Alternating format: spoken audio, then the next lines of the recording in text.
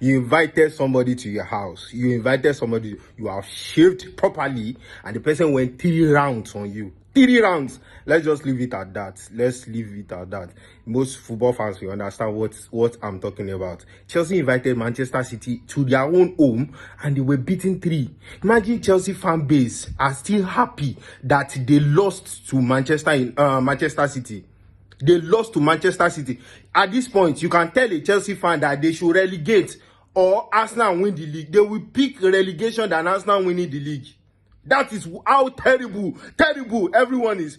They cannot just be like Manchester United. This team does not really concern us. Imagine you beat Man City, then the next game you have Arsenal and you beat them.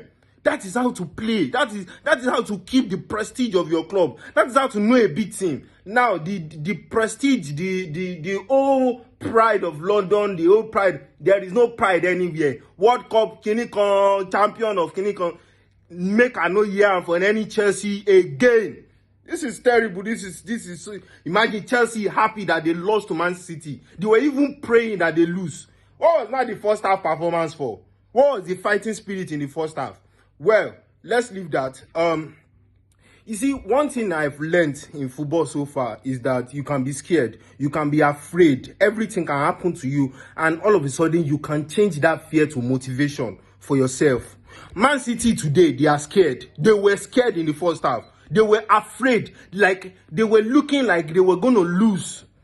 Chelsea was planning to do something, Chelsea was cooking, literally cooking something in the first half.